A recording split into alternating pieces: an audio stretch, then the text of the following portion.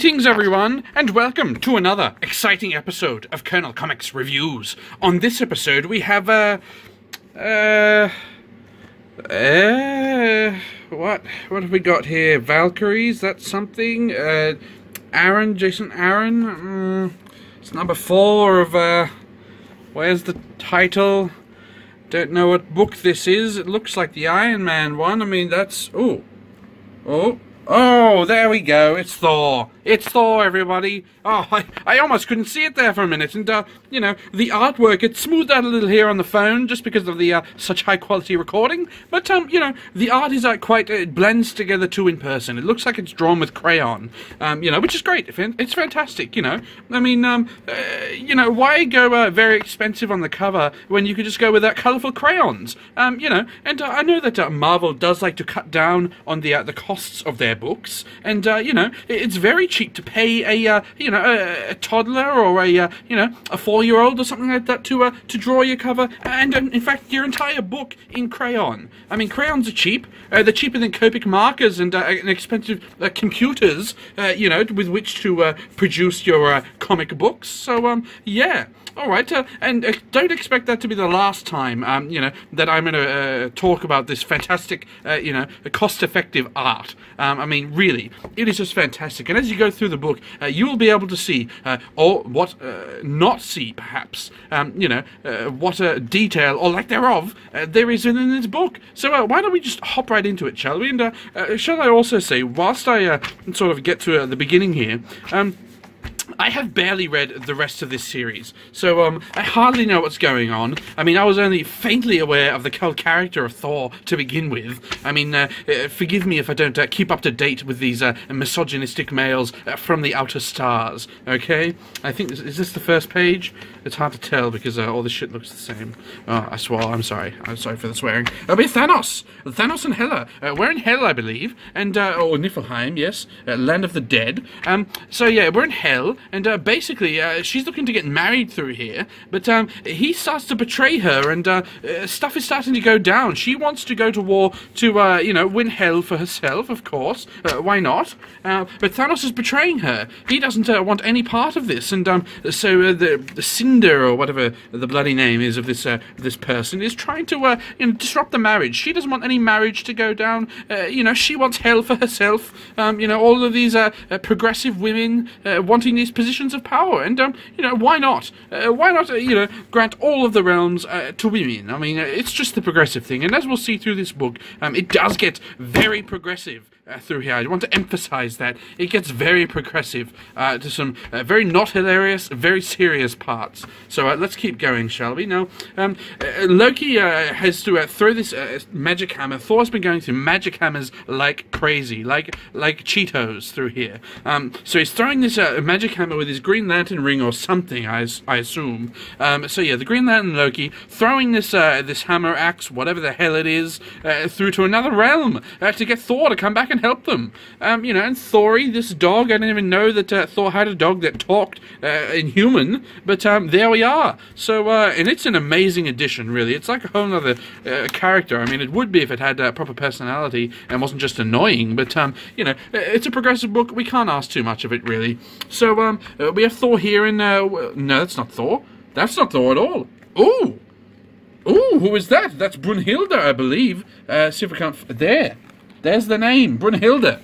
A woman. Here we are, and yes, we are with Thor, but really, the focus is on her. We can see there they're trying to blend him into the background again. Again, the Crayola art, it blends right together, so a lot of the fine detail, it just doesn't exist. It's not that it's hidden or washed away, it just doesn't exist. That's what it is. So, Thor is giving her the hand. Don't talk to me, woman. Don't talk to me, don't give me none of that. But the hammer comes through, or axe, or whatever the hell it is, and I have a hammer. Thrilling dialogue, really. Top 10 dialogue of 2018 right there. I have a hammer. Ladies, drop your ale horns and grab your spears and rouse the dead from their drunken stupor. Valhalla is going to war. So saith you, but really, Brunhilde, it's up to her. I should think. I should hope, anyway. So I don't know what the hell this is. I couldn't make any of this out. I mean, I can read the dialogue off to the side, barely. But, you know, we've got all this nonsense going. What is this? We've got bubbles. We've got sludge going through. I assume that's fire, lava, maybe? Perhaps? I don't know what that... Who is that? Who is that? Looks like a pedophile. Look at it. Gross. Gross. Disgusting. Anyway, that's about the only thing I can make out there. As a progressive, you know, we spot out pedophiles quite easily.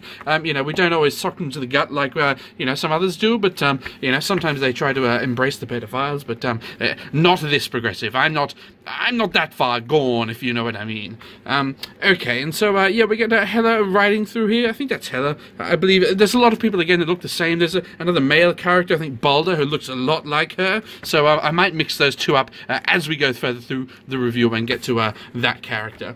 We get Thor through here, who basically decides that he wants to settle down and, I guess, live within the cold, frozen depths of hell. We'll see how that works out for him, really. Again, a sentient dog, who it may or may not be made of metal. I'm not sure. Again, the art is very ambiguous through here, so I don't know if this dog is made of flesh or metal. I don't know if that's important either, so let's keep going on, eh? How about that?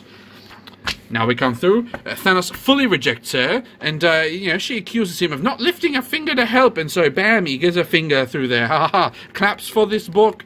Oh, that was very clever, very fantastic that was. And he flees, leaving her to, oh, you've left me behind, you could have had me, Thanos, you could have had me, I hope you die. One can only hope. Oh, another scorned lover. Let's hope she gets some revenge, shall we? I mean, I always like to see that. Again, some more stuff going on down here. I don't know what is this? I mean, there's too much colour blending together, but, you know, again, that's not too bad. Any of these obscure details, that's very progressive. I mean, we progressives do like to obscure things and obfuscate, you know, blend stuff together. I mean, that's just what we do, really. So, we finally get the return of Thor, finally through here. So this Green Lantern chain brings him back through to this battlefield from Valhalla, and, you know, he starts to help out, and, I guess, I think that's him coming through here. Again, I can't make out a lot of what's going on, you know, so, yeah, it's a nice, the colorist job. Very easy through here. You know, again, having to pay these 4-year-olds to color, even that sometimes can get a little expensive. I mean, you know, buying the different packs of colors for crayons, you know, sometimes, you know, what do you got to pay, like $19.99, $19.95 for something like that? You know, you could spring for maybe the $30 edition, but for the extra colors. But maybe let's just stick with the $20 edition for these reds, and you know, maybe like a blue, and that's about it.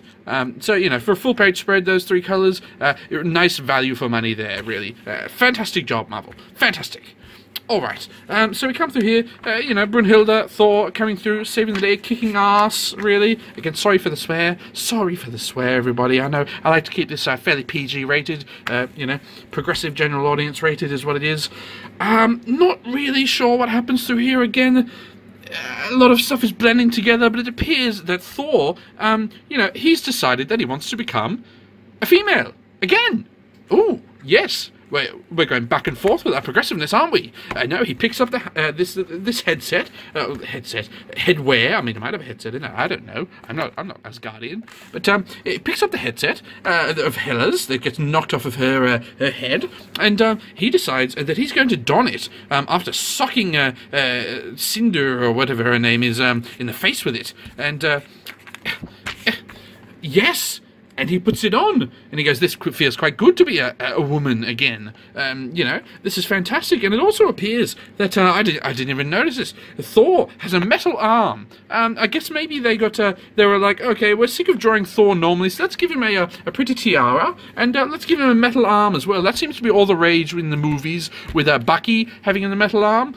So why not give Thor a metal arm as well? Just for the heck of it, okay? I mean, why not? I mean, having the movies cross over into the books, some don't think that's important. I mean, if you just came watching Thor Ragnarok, and you come and pick up this Thor series, normally you would have no idea what's going on, but throwing in the tiara and the metal arm specifically, it really helps tie the two together, and really bring in those movie fans into the comic book industry, really. I mean, just helps really tie those together, so, you know, because the comic industry does need some help help with all these comic skaters trying to tear it down. So, yeah, anything we can do. More tiaras, more metal arms for everybody, quite frankly. So, we come through here. Again, a lot of nonsense going on. I don't know what's this gold stuff happening. I don't, that's not important. Let's just skip the page, shall we? I mean, all we need to know is that the book is progressing. The fight is going on now that Thor is back. And they sock this lady in the face once more, and we come to a point here where it's a very, I suppose it should be very poignant or powerful, or, you know, come and face me and my family. What have we got here? We can settle it now. But again, because the colouring and the actual art style is very, it's very Crayola-like. It really, this whole book looks like it was drawn to be a book that was about, I'm trying to find something around, I don't have anything around here about the appropriate size. How about this? The whole book looks like it was supposed to be done this big. You know, maybe they've left off a 0 off of the resolution size, and then they can't redraw the whole book, so they've just gone, F it, let's blow it up. Let's blow this thing up to book size. So when you're actually looking at it in person, it's very pixelated and crayon-like, really. To me, anyway, to me. And maybe it's just my eyes. Again, it could be the soy cataracts coming back and making, you know, things a little bit blurry. But who knows? Who knows? Maybe you can all tell me in the video, in the comments, what you all think of this art style. It does, looking through the camera through here, it does look easier to read through the camera, strangely enough, than it does in real life. I know that's weird. Maybe this is supposed to be a digital-only comic, and maybe that's why, you know, I'm having such trouble interpreting the art and seeing what's going on, you know, but who knows with this sort of stuff? Who knows, really?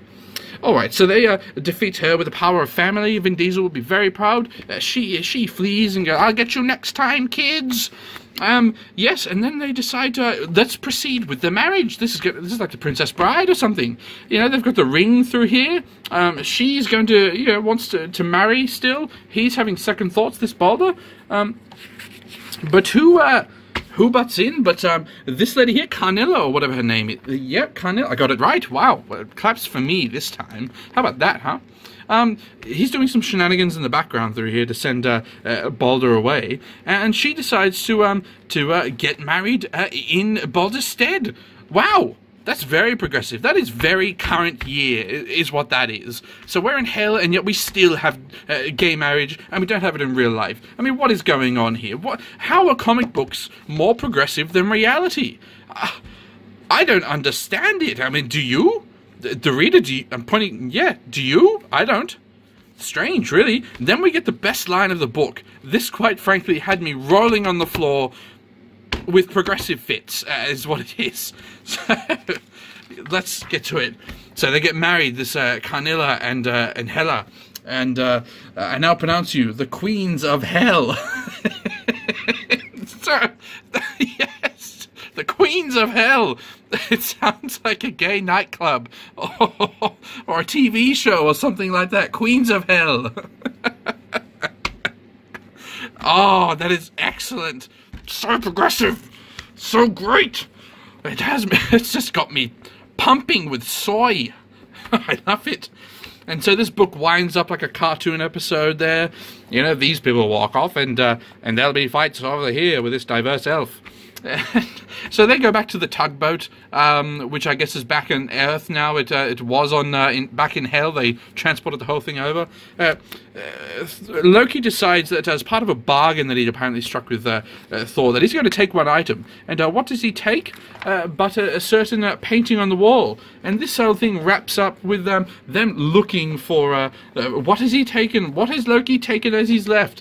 Oh, let's keep looking, everybody. What has he taken? Oh, to borrow something from Zach, you know, just as it ends, we get that, you know, that